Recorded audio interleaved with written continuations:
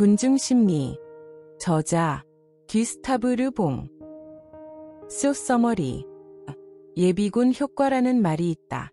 멀쩡한 사람이 예비군복만 입으면 껄렁대면서 일탈하는 모습을 빗댄 표현이다.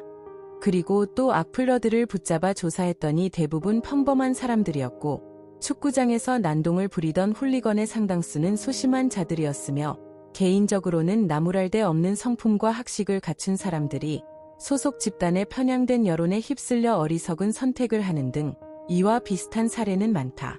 개인은 왜 군중에 속하면 개성을 잃고 완전히 다른 존재가 될까? 여기에 답하려면 군중의 정의부터 살펴봐야 한다. 이 책의 연구 대상인 군중은 우연히 모인 사람 무리가 아니라 집단 정신이 형성된 단일체로 저자는 이를 심리적 군중이라고 부른다. 군중에 속한 개인은 군중의 정신을 단일화하는 심리 법칙의 지배를 받는다. 개인의 신념을 지키기보다는 외부 상황이나 주변의 분위기에 휘둘리는 것이다. 그렇게 익명성을 띤 군중은 자제력을 잃고 본능에 따라 행동한다. 그래서 집단 이익을 꾀한다는 이유로 범죄를 저지르기도 하고 때로는 목숨까지 내던진다. 군중의 의사결정에 가장 큰 영향을 미치는 요인은 이성이 아니라 감정이다. 따라서 논리로 그들을 설득하려 해서는 안 된다. 그들을 자극할 만한 감정을 파악하고 그들에게 암시된 이미지를 환기하면 자신이 원하는 방향으로 군중을 이끌 수 있다. 그리고 개성을 잃어버린 군중 속 개인은 강력한 의지를 가진 사람을 본능적으로 추종한다. 그래서 군중은 지극히 반항적이면서도 한편으로 더없이 순종적이다. 만약 지도자가 허건, 반복, 전염을 적절히 활용한다면 군중의 마음을 쉽게 얻을 수 있다. 이 책은 군중의 심리와 행동에 관한 최고의 분석서다. 저자는 심리적 군중 현상을 나열하는 데서 그치지 않고 군중 심리를 지배하는 힘이 무엇인지 밝혀내고 군중을 의도한 방향으로 이끄는 원리까지 제시함으로써 지금껏 이해하기 어려웠던 팬덤 정치, 온라인 여론 형성 과정, 심지어 종교와 정치의 광기 등 최근의 여러 현상에 관해 명확한 관찰과 분석을 가능하게 한다. 130여 년 전에 쓰인 이 책은 오늘날 다시 주목받고 있다. 소셜 네트워크가 발전하고 메타버스 시대에 접어들면서 군중은 공간적 결합체가 아니라 심리적 결합체라는 저자의 주장이 더욱 설득력 있게 다가오기 때문이다. 또한 정치인에 대한 맹목적 지지나 세대, 계층, 젠더 갈등처럼 세상을 혼란스럽게 만드는 문제들부터 특정 이슈에 대한 쏠림 현상, 돈줄과 혼줄로 대변되는 소비자 운동에 이르기까지 우리 사회의 모습을 이해하는 데 저자의 통찰이 시사점을 주기 때문이다. 군중의 정신 구조. 군중의 일반적 특성. 군중의 정신을 단일화하는 심리 법칙. 군중이란 일반적으로 한자리에 모인 개개인의 집단을 의미하는데 그 집단은 각각의 국적이나 직업, 성별과 상관없고 그들을 보이도록 한 우연한 계기와도 무관하다. 그런데 심리학적으로 군중이란 단어는 전혀 다른 의미를 갖는다. 특정 상황에서 형성되는 개인의 무리는 그 무리를 구성하는 개개인과 무척 다른 특성을 드러낸다. 유식을 지닌 개성은 사라지고 개인의 감정과 생각이 집단화되어 모두 같은 방향을 향한다. 그리고 일시적이지만 매우 뚜렷한 특징을 보이는 집단 정신이 형성된다. 더 나은 표현을 찾지 못했으므로 이런 집단을 조직된 군중, 혹은 심리적 군중이라고 부르겠다. 이런 군중은 단일체를 형성하고 군중의 정신을 단일화하는 심리 법칙을 따른다. 심리적 군중은 여러 범주로 분류할 수 있는데 분류하다 보면 종파와 신분, 계급 등 특성이 다른 요소들로 구성된 이질적 군중과 다소 비슷한 요소들로 구성된 동질적 군중의 공통된 특성을 찾을 수 있다.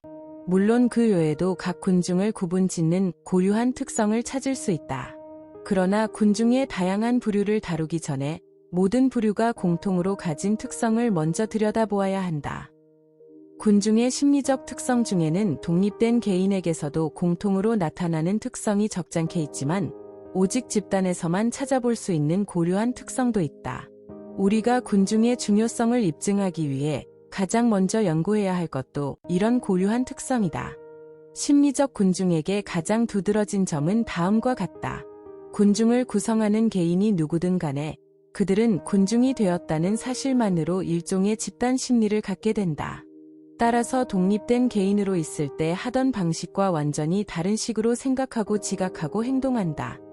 개인이 군중을 형성한 경우에만 나타나 행동으로 옮겨지는 생각과 감정이 있다. 개인이 군중의 일원으로 있을 때와 혼자 있을 때가 확연히 다르다는 걸 입증하기는 쉽다. 그러나 그런 차이가 생기는 원인을 찾아내기란 여간 어려운 일이 아니다.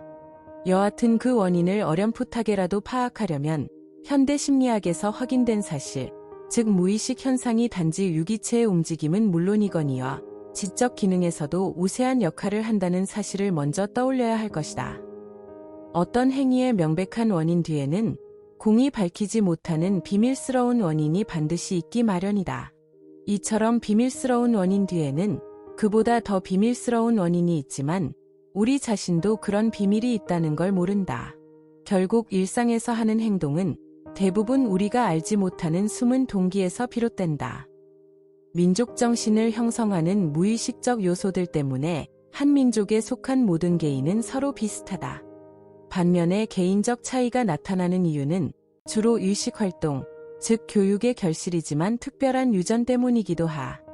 따라서 지적으로 큰 차이를 보이는 사람들도 매우 유사한 본능과 열정, 감정을 가질 수 있다. 이와 같이 성격의 일반적 특성은 무의식의 지배를 받는다. 어떤 민족에 속한 정상적인 개인이라면 대부분 이런 특성을 거의 같은 정도로 지닌다. 따라서 그 특성은 군중이 공유하는 재산과 같다. 개개인의 지적 능력, 즉 그들 개인의 특성은 집단 정신에 녹아들어 사라진다. 이질성은 동질성에 삼켜지고 무의식과 관련된 특성이 두드러지게 나타난다. 군중이 일반적인 특성을 공유한다는 사실은 그들이 왜 높은 지능이 필요한 행동을 못하는지 설명해준다. 하나같이 탁월한 능력을 지녔지만 전공 분야가 각기 다른 사람들이 모여 일반적인 관심사에 대해 내린 결정은 어리석은 사람들이 모여 내리는 결정보다 나은 게 없다. 탁월한 사람이더라도 모두가 지닌 평범성을 공유하기 때문이다. 군중에게 축적되는 것도 어리석음이지 개개인의 타고난 지혜가 아니다. 그러나 군중의 일원인 개개인이 각자 지닌 평범한 특성을 공유하는 데 만족한다면 평균값만 존재할 뿐 새로운 특성이 생겨나지는 않을 것이다. 그러면 어떤 경우에 새로운 특성이 생겨나는 것일까? 이제부터 그 질문에 답해보자. 독립된 개인에게는 없고 군중에게만 존재하는 고유한 특성은 여러 원인에 따라 결정된다. 첫째는 군중을 구성하는 개인이 단지 함께하는 인원수가 많다는 사실만으로 자신이 무적이라도 되냥 생각하는 것이다. 이런 생각에 들떠서 혼자였다면 억눌렸을 본능을 따른다. 군중은 익명성을 띠기 때문에 무책임하게 굴기 쉽다. 개인을 항상 올가매던 책임감이 완전히 사라지면서 본능을 억제하는 경향도 사그라든다. 둘째 원인은 군중에게 고유한 특성이 나타나는지 여부와 그 방향을 결정하는 데 개입하는 전염이다. 확인하기는 쉽지만 설명할 수 없는 현상인 전염은 체면 현상과 관련지어 생각해볼 문제다. 감정과 행동은 군중 사이에 어김없이 전파되는데 개인이 집단의 이익을 위해 자신의 이익을 기꺼이 희생할 정도다. 이런 희생은 개인의 본성과 상반된 모습으로 개인이 군중의 일원인 경우에만 찾아볼 수 있다. 셋째는 앞의 두 원인에 비해 훨씬 더 중요하다. 군중의 일원이 된 개인이 독립된 개인의 특성과 때때로 완전히 다른 특성을 갖게 되는 이유이기도 하다. 이쯤에서 체면에 걸리기 쉬운 특성, 즉 피암시성에 관해 언급해야겠다. 다른 관점에서 보면 피암시성은 앞에서 언급한 전염의 결과에 불과하다.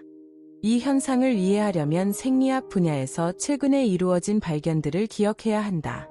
한 개인이 다양한 과정을 거쳐 의식의 개성을 완전히 상실한 채 그런 개성을 앗아간 조작자의 암시를 따라 본래의 성격이나 습관과 상반되게 행동할 수 있다는 것은 이제 널리 알려진 사실이다. 그런데 군중을 면밀히 관찰한 결과 활동하는 군중의 일원으로 한동안 깊이 관여한 개인은 군중이 발산하는 열기나 우리가 알지 못하는 다른 원인으로 말미암아 특별한 상태에 놓인다는 사실이 드러났는데 그것은 황홀한 상태와 유사하다. 체면에 걸린 사람은 두뇌가 마비되어 체면술사가 마음대로 조종하는 척수의 노예가 된다. 척수는 무의식적으로 활동하기 때문에 당사자는 독자적인 의식이 완전히 사라지고 유지력과 분별력도 잃고 만다. 따라서 모든 감정과 생각이 체면술사가 뜻하는 방향으로 움직이게 된다. 심리적 군중에 속한 개인의 상태가 이와 유사하다. 그는 자신의 행동을 더는 의식하지 못한다. 체면에 걸린 사람처럼 어떤 능력은 상실하지만 다른 능력은 극도로 커질 수 있다. 일종의 암시에 걸린 그는 충동을 이기지 못하고 모종의 행동을 취한다. 이런 충동은 체면에 걸린 사람보다 군중 사이에서 더 강력하게 일어난다. 왜냐하면 모든 개인에게 똑같이 주어진 암시가 상호작용을 일으켜 상승 효과를 내기 때문이다.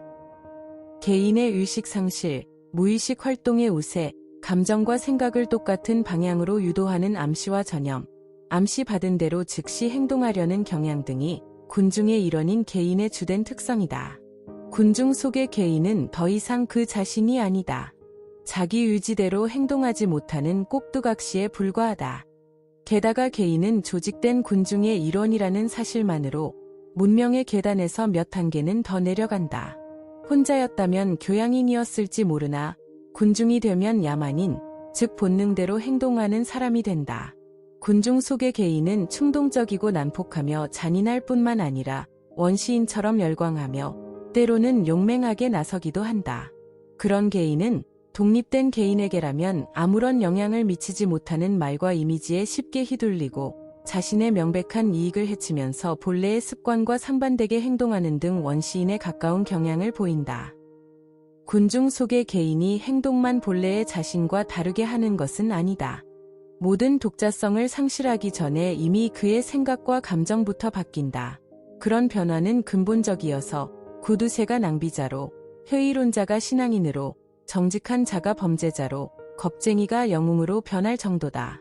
예를 들면 그 유명한 1789년 8월 4일 밤, 귀족들은 열광의 도가니에 휩싸여 자신들의 특권을 포기하는 투표를 했다.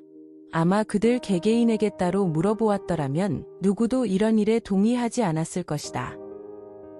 결론을 내려보자. 군중은 독립된 개인보다 항상 지적으로 열등하다. 그러나 감정이나 감정이 야기하는 행동으로 볼 때 상황에 따라 다르긴 하지만 군중은 독립된 개인보다 우등할 수도 있고 열등할 수도 있다. 군중이 어떤 암시를 받느냐에 따라 모든 것이 달라진다. 군중을 범죄의 관점으로만 연구한 작가들은 이 점을 전혀 몰랐다. 군중이 때로는 범죄를 저지를 수 있다는 사실은 의심할 여지가 없지만 영웅처럼 행하는 경우도 그에 못지않다. 신앙이나 사상의 승리를 위해 죽음을 무릅쓴 것도 군중이었고 영광과 명예에 열광한 것도 군중이었으며 십자군 원정 때 이교도로부터 신의 무덤을 지키기 위해 혹은 1793년에 조국 프랑스를 지키고자 식량이나 무기 없이 싸운 것도 군중이었다. 얼마간은 자신도 모르게 행한 영웅적 행동이었지만 그런 행동이 역사를 만든다. 냉철한 계획에 따라 실행했던 위대한 행동만 공적으로 인정한다면 아마 세계의 연대기에 기록될 만한 일은 거의 없을 것이다. 군중의 감정과 도덕성. 군중의 고유한 특성 중에는 충동성과 과민성, 이성적 추론 능력의 부족, 판단력과 비판 정신의 부재, 과장된 감정 등이 있고 그 밖에도 야만인, 어린아이처럼 진화가 덜 된 열등한 인간에게서 볼 수 있는 여러 특성이 있다. 대부분의 군중이 보이는 특성, 충동성, 변덕, 과민성, 피암시성과 맹신, 단순하고 과장된 감정, 편협성, 독선 등 중 몇 가지를 보다 더 자세히 살펴보면 다음과 같다. 군중의 충동성, 변덕, 과민성. 앞에서는 군중의 일반적 특성을 살펴보면서 군중은 거의 언제나 무의식에 지배된다고 말했다. 요컨대 군중의 행동은 두뇌보다 척수의 영향을 받는다. 그들의 행동은 두뇌의 명령에서 비롯된 것이 아니라 우연한 자극에 따라 행해진 것이다. 군중은 외부 자극에 휘둘리고 그것의 끊임없는 변화를 반영한다. 따라서 군중은 충동의 노예다. 독립된 개인도 군중 속의 개인과 동일한 자극에 노출될 수 있으나 독립된 개인의 두뇌는 그런 자극에 굴복하는 게 바람직하지 않다는 사실을 일러주기 때문에 독립된 개인은 군중 속의 개인과 다른 결정을 내린다. 이런 차이를 생리학적으로 독립된 개인은 반사작용을 조절할 수 있지만 군중에게는 그런 능력이 없다라고 표현할 수 있다. 자극의 종류에 따라 군중이 느끼는 충동은 너그럽거나 잔혹할 수 있고 영웅적이거나 비열할 수 있다. 그러나 군중의 충동은 실로 엄청나서 개인의 이해관계나 자기보호를 생각할 여유조차 허락하지 않는다. 군중이 받을 수 있는 자극은 다양하고 군중은 항상 자극을 따르기 때문에 변덕스럽게 보일 수 있다. 그래서 군중은 잔혹한 모습을 보이다가도 너그럽거나 영웅적인 모습으로 순식간에 바뀐다. 군중의 피암 시선과 맹신. 앞에서 군중을 정의할 때 군중의 일반적 특성 중 하나가 과도한 피암 시성임을 말하며 모든 인간 무리에서 암시가 전염되는 것도 보여주었다. 이것이 바로 모든 감정이 하나의 방향으로 향하게 되는 이유다. 군중이 중립적이라 가정하더라도 거의 언제나 무언가를 기대하고 있기 때문에 암시를 받으면 쉽게 넘어간다. 첫 암시가 돌발적으로 또렷이 주어지면 군중 모두의 뇌에 즉시 전염되어 심기고 곧바로 방향까지 결정된다. 암시를 받은 모든 존재에게서 확인할 수 있듯이 두뇌에 이식된 생각은 행동으로 옮아가려는 경향을 띈다. 왕궁에 불을 지르는 행동이든 자기희생이 따르는 행동이든 군중은 똑같이 여긴다. 모든 것이 자극의 성격에 따라 결정된다. 독립된 개인의 경우처럼 암시된 행동과 그것을 실천하지 못하게 막는 이성적 판단 사이에 존재하는 관계는 중요하지 않다. 따라서 군중은 언제나 무의식의 경계에 머물며 모든 암시를 쉽게 받아들이고 이성의 도움을 청할 수 없는 존재처럼 극단적인 감정에 휘둘린다. 게다가 비판적 사고 능력까지 상실한 나머지 모든 것을 맹신하는 경향을 띈다. 군중에게 불가사의한 일은 존재하지 않는다. 이 점을 명심해야 도통 있을 법하지 않은 일이 쉽게 조작되고 전설 같은 이야기가 만들어지며 확산하는 이유를 이해할 수 있다. 군중의 의견과 신념. 군중의 의견과 신념에 영향을 주는 간접 요인. 앞에서 군중의 정신 구조를 살펴보았다. 군중이 느끼고 생각하며 추론하는 방법을 알게 되었을 것이다. 이제부터는 군중의 의견과 신념이 어떻게 형성되고 확립되는지 살펴보자. 군중의 의견과 신념을 결정하는 요인에는 간접 요인과 직접 요인이 있다. 간접 요인은 군중이 어떤 확신은 받아들이지만 어떤 확신은 그들의 정신에 스며들지 못하도록 차단하게 만든다. 그리고 결과적으로 놀라운 힘을 발휘하지만 겉보기에는 자연 발생을 하듯 새로운 사상이 갑자기 잉태되는 환경을 조성하기도 한다. 그래서 군중 속에서 어떤 사상이 때로는 느닷없이 생겨나 행동으로 옮겨지곤 하는데 그런 현상은 겉으로 드러나는 결과에 불과하므로 사전의 이면에서 오랫동안 이루어진 작업이 무엇인지 알아내야 한다. 사전 작업이 없었다면 결과도 기대할 수 없겠지만 직접 요인은 그런 오랜 작업에 더해져 군중을 적극적으로 설득한다. 즉, 잉태된 사상을 구체화하고 그 사상이 결과를 내놓을 수 있게 해준다. 군중을 갑자기 흥분시키며 자극하는 결의도 직접 요인에서 비롯된다. 폭동을 일으키고 파업을 결정하도록 하는 것도 직접 요인이며 절대다수가 한 사람에게 권력을 몰아주거나 정부를 전복하게 만들기도 한다. 역사적으로 모든 중대 사건에서 간접 요인과 직접 요인이 연쇄작용을 일으켰으며 이는 우리도 확인할 수 있다. 가장 인상적인 사건 중 하나인 프랑스 대혁명을 예로 들어보자. 대혁명의 간접 요인으로는 철학자의 글, 귀족의 수탈, 과학 사상의 발달 등이 있다. 이런 준비 과정을 거친 군중의 정신은 이후 웅변가의 연설이나 왕당파가 내놓은 무의미한 개혁안에 대한 저항 같은 직접 요인에 쉽게 고무되었다. 간접 요인 중에는 군중의 신념과 의견의 기저에 존재하는 일반적인 요인도 포함된다. 이를테면 민족과 전통, 시간, 제도, 교육이 그것이다. 이제부터 그 요인들의 역할을 하나씩 살펴보자. 민족. 민족은 중요성에서 다른 모든 요인을 크게 능가하므로 가장 먼저 다루는 게 맞다. 그러나 이 주제는 내가 쓴 다른 책에서 충분히 다루었기 때문에 여기서 다시 언급할 필요는 없을 것 같다. 특히 앞서 발표한 책에서는 역사적 민족이라는 개념을 정의하고 일단 형성된 민족의 기질이 유전 법칙의 결과로 강력한 힘을 갖게 되는 과정을 살펴보았다. 그러면서 민족의 신념과 제도, 예술 등 문명을 구성하는 모든 요소는 민족혼의 요적 표현에 불과하다는 점도 지적했다. 이어서 민족의 역량은 근본적인 변화가 없으면 다른 민족에게 이식될 수 없다는 점도 보여주었다. 어떤 시기의 환경과 상황, 사건은 그 시기의 사회적 암시, 군중 심리에 따라 무비판적으로 받아들이는 암시 또는 집단의 성원에게서 받는 암시를 대변하기 때문에 상당한 영향력을 가질 수 있지만 그런 암시들이 민족적 암시, 즉 조상에게 물려받은 암시와 상반된다면 언제나 일시적인 영향력으로 그친다. 이 책 곳곳에서 나는 기회가 될 때마다 민족의 영향력을 다시 언급하며 그것이 군중 정신의 고유한 특징에 영향을 미칠 정도로 강력하다는 사실을 보여주려 한다. 따라서 나라마다 군중은 신념과 행동에서 상당한 차이를 보이며 같은 식으로 영향을 받지 않는다는 결론을 내릴 수 있다.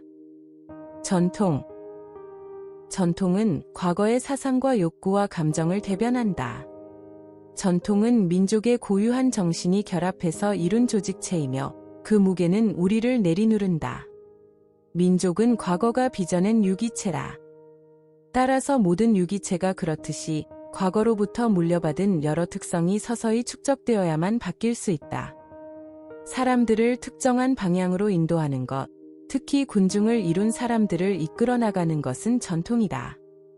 시간, 생물학적 문제는 물론이고 사회적 문제에서 가장 강력한 요인 중 하나가 시간이다. 시간은 단 하나의 진정한 창조자인 동시에 절대적 파괴자다. 군중의 의견 형성에 시간이 미치는 영향은 실로 엄청나다. 시간이 모든 신념을 만들어내고 키우고 없앤다. 모든 신념은 시간의 도움으로 힘을 얻고 시간의 개입으로 힘을 상실한다. 특히 시간이 존재하기 때문에 군중의 의견과 신념이 형성되어 간다. 달리 말해 시간은 군중의 의견과 신념이 잉태되는 토양을 마련한다. 정치제도와 사회제도, 군중의 정신에 깊이 영향을 미치는 수단을 제도에서 찾아서는 안 된다. 미국 같은 나라는 민주적 제도를 활용해 크게 번영하고 있는 반면 중남미의 스페인계 공화국들은 거의 같은 제도를 갖추고도 무정부 상태에서 신음하고 있다. 민족은 각자의 고유한 특성의 지배를 받기 때문에 그 특성에 맞지 않게 만든 제도는 빌린 옷과 다름없고 임시방편의 눈속임에 불과하다. 물론 성자의 유물처럼 행복을 가져다줄 초자연적 능력이 있다는 제도를 강요하기 위해 참혹한 전쟁과 폭력혁명이 과거에 일어났고 앞으로도 일어날 것이다. 어떤 의미에서는 제도가 그런 격변을 일으키기 때문에 군중의 정신에 영향을 준다고 말할 수 있다. 그러나 엄격히 말해 제도가 군중의 정신에 영향을 주는 것은 아니다. 모두가 알고 있듯이 승리하든 패배하든 제도 자체에는 어떤 효력도 없기 때문이다. 군중의 영혼에 영향을 주는 것은 환상과 언어이고 특히 언어가 그러하다. 학습과 교육. 군중의 정신도 부분적으로 학습과 교육을 통해 개선되거나 악화된다. 따라서 현재의 교육제도가 어떻게 군중의 정신을 형성했는지 무관심하고 중립적인 대중이 무슨 이유로 이상주의를 요치는 연설가들의 암시를 따르는 거대한 불만 세력이 되어 가는지 보여줄 필요가 있다. 오늘날 불평분자와 무정부주의자를 양성하고 라틴계 국민이 장차 접어들 쇠락의 길을 닦는 곳은 다름 아닌 학교다. 군중의 의견에 영향을 주는 직접 요인. 앞에서 군중의 정신에 특별한 감수성을 부여함으로써 군중에게 어떤 감정이나 사상을 떠오르게 하는 간접적이고 예비적인 요인들을 살펴보았다. 이제는 즉시 영향을 미치는 요인들을 살펴보자. 이미지, 단어, 경고.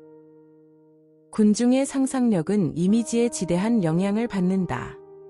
그런 이미지가 항상 주변에 있는 것은 아니지만 단어와 경구를 적절히 사용하면 군중의 상상력을 자극하는 이미지를 언제라도 만들 수 있다.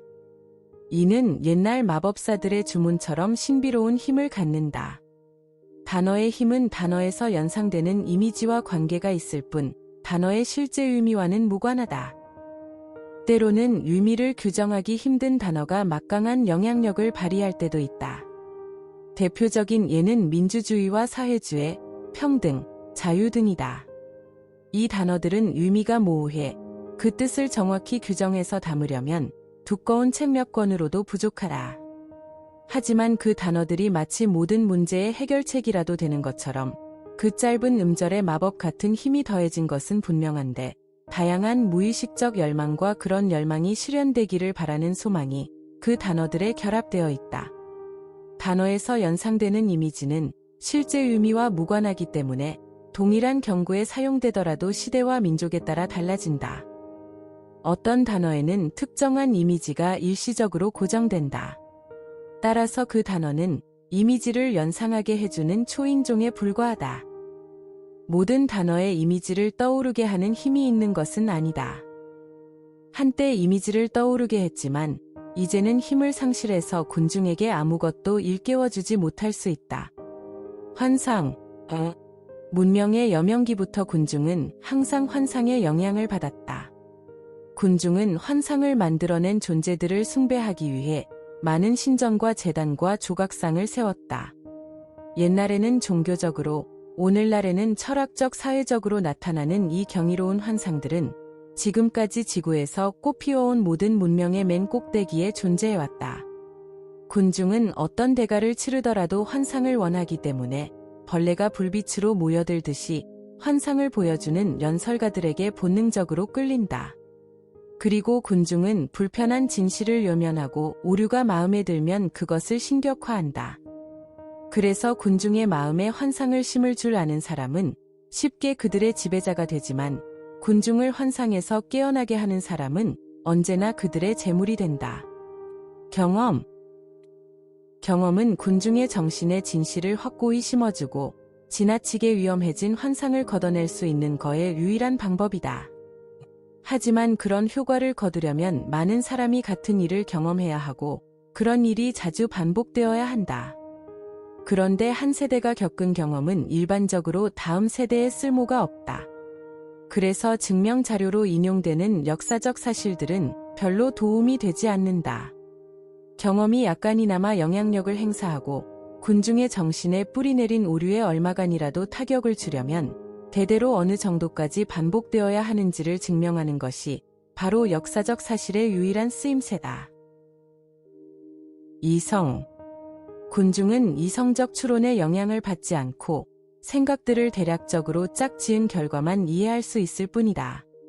따라서 군중에게 깊은 인상을 주는 방법을 아는 연설가는 감정에 호소할 뿐 이성에 호소하지 않는다. 왜냐하면 논리 법칙은 군중에게 아무런 영향을 주지 못하기 때문이다. 군중을 설득하려면 먼저 군중에게 자극이 될 만한 감정을 철저히 파악하고 그 감정을 공유하는 척한 다음 기초적인 연상작용으로 잘 암시된 이미지를 환기하며 그들의 감정을 원하는 방향으로 유도해가야 한다. 논리적인 사람은 논리 정연한 논증에 익숙하기 때문에 군중에게 연설할 때 같은 방식으로 군중을 설득하려 하지만 그런 논증이 아무런 효과가 없다는데 매번 깜짝 놀란다. 그렇다면 이성으로는 군중을 끌어갈 수 없다는 사실을 안타까워해야 하는 걸까? 감히 그렇다고 단언할 수는 없다. 인간이 이성적으로만 판단하고 행동했다면 환상에 사로잡혀 열정적이고 대담하게 문명의 길로 인류를 끌어가지는 못했을 것이다. 우리를 끌어가는 무의식의 산물인 환상은 우리에게 꼭 필요하다. 어떤 민족이든 그들의 정신에는 운명을 결정짓는 법칙이 있고 그들은 본능에 따라 불가항력적으로 그 법칙을 따른다. 그리고 때로는 지극히 비이성적인 충동을 따르는 것처럼 보이기도 한다. 그 결과 마침내 도토리가 참나무가 되고 혜성이 궤도를 그리며 운행하도록 작용하는 것과 비슷한 신비로운 힘을 모든 민족이 따르는 듯하다. 그런데 그런 힘을 조금이라도 느끼고 싶다면 민족이 변화되는 전체 과정에서 그 힘을 추적해야 한다. 간혹 가다가 불쑥 변화가 나타나는 독립된 사건들에서만 그 힘을 추적한다면 역사는 있을 법하지 않은 우연에 좌우된다고 여길 수 있다. 군중의 분류와 다양한 종류. 군중의 분류. 지금까지 심리적 군중에게 공통으로 나타나는 일반적 특성을 훑어보았다. 이제 남은 과제는 적절한 자극을 받을 때 군중으로 바뀌는 집단의 성격에 따라 이런 일반적 특성에 더해지는 개별적 특성을 찾아내는 것이다. 먼저 군중을 어떻게 분류할 수 있는지 간략하게 설명해 보겠다. 첫째, 단순히 다수로 구성된 군중이 있다. 다양한 종족에 속한 개인들이 다수를 이룰 때 가장 열등한 형태의 군중이 형성된다. 이런 경우 다수를 이어주는 공통분모는 특정 지도자를 향한 존경심이 유일하다. 로마 제국을 여러 세기 동안 수시로 침략했으며 다양한 종족으로 구성된 야만인들을 표본으로 들 수 있다. 이런 다수 위에는 여러 요인의 영향으로 공통의 특성을 얻어 한 민족을 이루어낸 다수가 또 있다. 그들은 때로 군중의 고유한 특성을 드러내지만 대부분 민족의 특성에 가려진다. 이런 이유형의 다수는 여기서 다룬 여러 요인의 영향을 받아 심리적 군중으로 조직될 수 있다. 이렇게 조직된 군중은 다음과 같이 분류할 수 있다. 이질적 군중. 1. 익명 군중, 거리의 군중. 2. 비익명 군중, 배심원단, 의회 등. 동질적 군중. 1. 파벌, 정파, 종파 등. 2. 폐쇄 집단, 군대, 성직자, 노동자 등. 3. 사회계급, 부르주아, 농민 등. 이 다양한 부류의 군중이 어떻게 다른지 간략히 살펴보자. 이질적 군중. 이질적 군중은 평범한 개인들로 구성되며 그들의 직업이나 지능은 중요하지 않다. 개인들이 군중의 일원이라는 사실만으로 그들의 집단 심리가 개인 심리와 본질적으로 다르고 그들의 지능도 집단의 영향을 받는다. 앞에서 보았듯이 지능은 군중 속에서 아무런 역할을 하지 못한다. 무의식적 감정만이 그들에게 영향을 미친다. 민족이라는 기본 요인을 기준으로 이질적 군중을 다양하게 구분할 수 있다. 민족은 군중의 특성에도 영향을 미친다. 따라서 평범한 개인이더라도 영국인이나 중국인처럼 한 민족으로 구성된 군중은 역시 평범한 개인이지만 러시아인, 프랑스인, 스페인인 등 다양한 민족으로 구성된 군중과는 확연히 다를 것이다. 민족이라는 기준 외에 이질적 군중을 분류하는 또 하나의 중요한 기준은 익명성이다. 구성원의 익명성 여부에 따라 그들은 거리의 군중과 같은 익명 군중과 문제를 수기하는 심의회나 배심원단과 같은 비익명 군중으로 구분된다. 전자는 책임감이 전혀 없는 반면 후자는 책임감이 상당하다. 이런 차이로 그들의 행동 방향도 크게 달라진다. 동질적 군중. 동질적 군중에는 파벌, 폐쇄 집단, 사회계급이 있다. 먼저 파벌은 동질적 군중이 조직되는 첫 단계인데 한 파벌 안의 개인들은 교육 수준과 직업, 환경이 크게 다를 수 있지만 신념이라는 공통분모를 갖는다. 종파와 정파가 대표적이다. 다음, 폐쇄 집단은 가장 높은 수준의 군중 조직이다. 파벌은 직업과 교육 수준, 환경이 다르더라도 공통된 신념으로 연결된 사람들로 구성되지만 폐쇄 집단은 직업이 동일하기 때문에 교육 수준과 환경이 엇비슷한 사람들로 구성된다. 군대와 성직자가 대표적이다. 다음, 사회계급은 파벌처럼 공통된 신념을 가졌거나 폐쇄 집단의 구성원처럼 같은 직업에 종사하는 사람들이 아니라 이해관계와 생활습관, 비슷한 교육 수준 등 다양한 이유로 연결된 개인들이 구성한다. 부르주아와 농민 등이 대표적이다. 이질적 군중 몇 가지를 자세히 살펴보면 다음과 같다. 범죄자 군중. 일정 기간 자극을 받은 후 군중은 암시에 따라 조종되는 자동인형, 즉 의식이 없는 자동인형처럼 되기 때문에 어떤 경우에도 그들을 범죄자라고 규정하기는 어려워 보인다.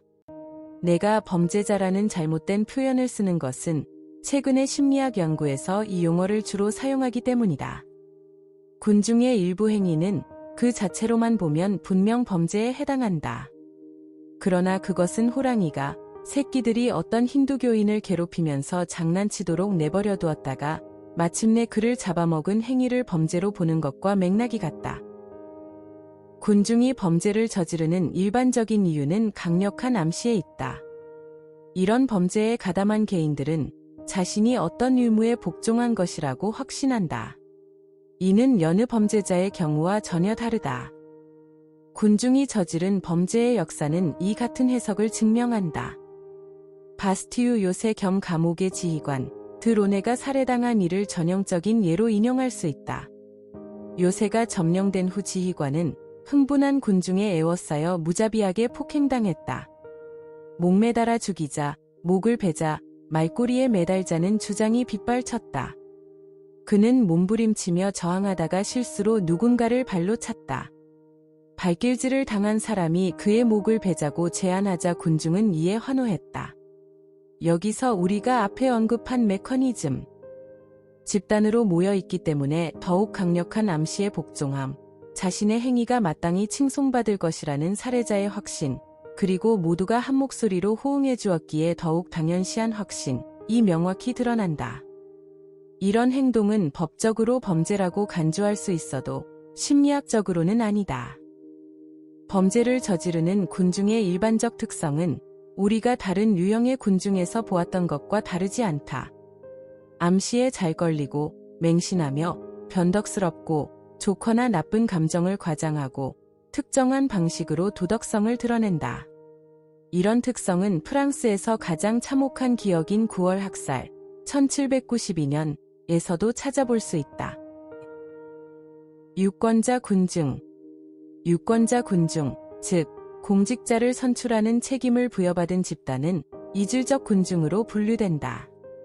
그러나 명확히 규정된 역할, 즉 여러 후보 중에서 선택하는 역할만 행사하기 때문에 유권자 군중에게서는 앞서 언급한 특성 중 일부만 관찰할 수 있는데, 유권자 군중은 미약한 이성적 추론 능력, 비판 정신 결여, 과민하고 지나치게 단순화하는 성향이 있다. 그들의 결정에서 지도자들의 영향을 확인할 수 있으며 학언과 반복, 일신, 전염 같은 요인도 찾을 수 있다. 유권자들이 어떻게 설득되는지 살펴보자. 가장 성공한 방법을 보면 그들의 심리를 추론하기가 상대적으로 쉬울 것이다. 개인의 위신은 재력이 주는 위신으로만 대신할 수 있다.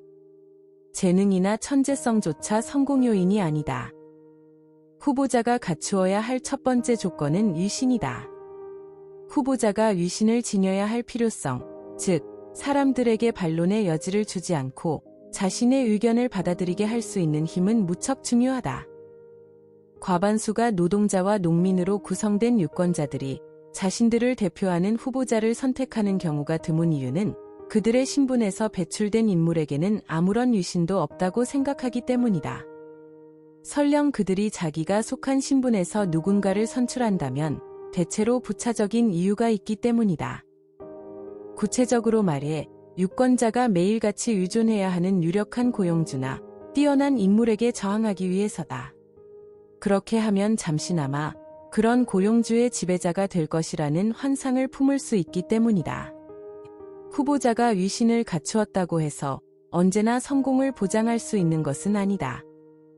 유권자는 후보가 자신의 욕망과 허영심을 채워주길 바란다. 그래서 후보자는 유권자에게 과도하게 아첨하고 실현 가능성이 없는 약속도 서슴지 말아야 한다. 만약 후보자가 노동자라면 고용주들을 지나치게 욕하거나 비난할 수 없을 것이다. 또한 상대 후보자는 최악의 망나니인데다가 숱한 범죄를 저질렀고 이런 사실을 모르는 사람이 없다는 것을 확언과 반복, 전염을 통해서 유권자들에게 널리 알려 그가 당선될 가능성을 차단해야 한다. 물론 증거까지 찾아 제시할 필요는 없다. 상대 후보자가 군중 심리를 잘 모르는 사람이라면 또 다른 확언으로 대응하지 말고 논증으로 자신의 정당함을 입증하려 애쓸 것이다. 그러면 그가 선거에서 이길 가능성은 완전히 사라진다. 문서화된 후보자의 공약은 나중에 정적들이 반박할 수 있으므로 지나치게 단정적이면 안 된다. 그러나 구두 공약은 크게 과장되어도 상관없다. 거창한 개혁을 거침없이 약속해도 괜찮다. 과장된 공약은 즉시 큰 효과를 발휘할 뿐 아니라 장래에 아무 책임도 지우지 않는다. 우리가 앞에서 언급한 설득의 요소들을 여기서도 찾을 수 있다. 우리는 군중을 설득하는데 단어와 경구가 강력한 힘을 발휘한다는 것을 보았다. 단어와 경구의 힘은 선거전에서도 확인할 수 있는데 이를 적절히 구사할 줄 아는 연설가는 군중을 원하는 방향으로 끌어간다. 추악한 자본, 비열한 착취자, 존경스러운 노동자, 부의 사회화 등과 같은 표현은 약간은 진부하게 들려도 여전히 전과 같은 효과를 낸다. 그렇다면 능력에 따라 선거권을 제한하면 군중의 투표가 개선될 거라고 가정할 수 있을까? 나는 그럴 가능성이 절대 없다고 생각한다. 이미 앞에서 설명했듯이 집단은 어떤 식으로 구성되든 모두 다 정신적으로 열등하기 때문이다.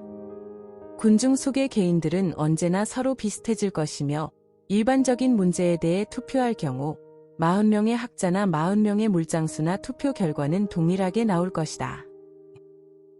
제한적으로든 보편적으로든 공화국과 군주국 어느 체제에서 실시되든 군중의 투표는 엇비슷하다. 군중 투표에서는 해당 민족의 무의식적인 열망과 욕구가 드러난다. 나라마다 당선자들의 평균은 그 민족의 평균적인 정신 구조를 나타낸다. 세대가 바뀌어도 이 같은 사실은 거의 변함없다. 따라서 우리는 다시 민족이란 근본 개념을 맞닥뜨리게 된다. 또한 민족의 중요성에서 파생되는 개념, 즉 제도와 통치 방식이 국민의 삶에 별다른 역할을 하지 못한다는 개념도 다시 확인한다. 한 국가의 국민은 자기가 속한 민족의 고유한 정신에 큰 영향을 받는다. 다시 말해 조상 대대로 내려오며 쌓인 잔재들의 합이 곧 민족정신이므로 그 잔재들이 국민을 이끌고 간다. 민족, 그리고 일상에서 매일 해야 하는 일, 이런 것들이 우리의 운명을 지배하는 불가사의한 지배자들이다. 유해 군중. 유해는 익명성을 띠지 않는 이질적 군중의 표본이다. 시대와 국가에 따라 유언을 선출하는 방법이 다르지만 유해 자체의 특성은 매우 유사하다. 민족의 영향으로 그 특성이 옅어지거나 과장되지만 드러나지 않는 것은 아니다. 그리스와 이탈리아, 포르투갈, 스페인, 프랑스, 미국 등 전혀 다른 국가의 유해는 토론과 표결 방식이 상당히 비슷하며 자국 정부에 똑같은 어려움을 안겨준다. 게다가 유해 제도는 문명화된 모든 민족이 꿈꾸는 이상이다. 유해 제도에는 심리학적으로는 틀렸지만 일반적으로 받아들여지는 생각, 즉 어떤 문제에 대해 다수가 소수보다 더 현명하고 독립적인 결정을 내릴 수 있을 것이라는 생각이 담겨 있다. 하지만 유해에서도 군중의 일반적인 특성들, 예컨대 자극에 쉽게 흥분하고 지나치게 단순화하는 성향, 피암시성, 과장된 감정, 지도자의 지배적 역할 등을 고스란히 찾아볼 수 있다. 그러나 유해 군중은 구성 자체가 다르기 때문에 고유한 차이점이 있다. 문명의 일반적인 진화 단계를 간략하게 설명하기란 그다지 어렵지 않으므로 그 단계들을 요약하며 이 책을 마무리하겠다. 우리 시대에 앞서 존재한 문명들의 흥망성쇠를 간략히 조사하면 어떤 결과가 나올까? 이런 문명의 여명기에는 다양한 출신의 무수히 많은 사람이 이주와 침략, 정복을 통해 우연히 한 곳에 모이는데 반쯤 공인된 지배자의 법이 혈통이 다르고 언어와 믿음도 다른 그들을 하나로 이어준 끈이었다. 이처럼 이질적이고 어수선한 집합체에서 군중 심리의 특성이 가장 뚜렷하게 드러난다. 그들은 일시적인 결집력, 영웅적 행동, 유약함, 충동성과 폭력성 등을 보여주지만 그 어떤 것도 지속되지 않는다. 그들은 야만인과 다를 바 없다. 그러고 나면 시간이 제 역할을 한다. 동일한 환경, 반복되는 종족 간의 교배, 공동생활의 필요성이 서서히 영향을 미친다. 상이한 개체들이 모여 융합되며 하나의 민족을 형성하기 시작한다. 다시 말해서 유전을 통해 더욱 고착되는 공통된 특성과 감정을 보류한 결집체가 형성된다. 요컨대 군중이 민족이 되면 그 민족은 야만 상태를 벗어날 수 있게 된다. 그 단계에서 고유한 제도와 신념, 예술을 지닌 새로운 문명이 탄생한다. 그러나 시간은 창조를 끝낸 뒤 파괴를 시작한다. 인간은 물론 신도 이 파괴 활동에서 벗어날 수 없다. 일정한 수준의 힘과 복잡성에 이르면 문명은 성장을 멈춘다. 성장을 멈춘 문명은 즉시 쇠락하는 운명을 맞이한다. 노쇠기에 들어섰다는 뜻이다. 피할 수 없는 이 시간이 닥치면 민족의 영혼을 지탱해온 이상이 약해진다. 이상이 쇠락하면 그 이상에서 영감을 받아 설립된 종교, 정치, 사회 구조도 흔들리기 시작한다. 이 단계에서 개인들은 각자의 이해관계와 욕망에 따라 분열되고 더는 스스로 결정할 수 없는 지경에 이른다. 따라서 지극히 사소한 행동까지 국가가 나서서 지도해주기를 바라고 그 결과 국가는 국민에게 절대적인 영향력을 행사한다. 과거부터 지녀온 이상이 완전히 사라지고 나면 민족은 고유한 정신 구조마저 완전히 잃는다.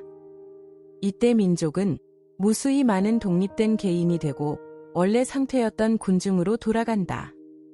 그렇게 되면 그 민족은 일관성도 없고 내일도 없는 그야말로 덧없는 특성을 띈다. 문명은 이제 더는 안정되지 않고 모든 것이 우연에 맡겨진다. 평민이 지배하고 야만의 시대가 시작된다. 문명은 오랜 과거가 만들어낸 예형이 그대로 유지되기 때문에 여전히 눈부시게 보일 수 있지만 더는 떠받쳐주는 게 없어서 폭우가 몰아치면 곧바로 무너져버릴 낡은 건물에 불과하다. 어떤 꿈을 추구하며 야만의 상태에서 문명의 단계에 올라섰다가 그 꿈이 힘을 잃자마자 쇠락하고 무너져 내리는 현상, 이런 것이야말로 민족의 흥망성쇠다.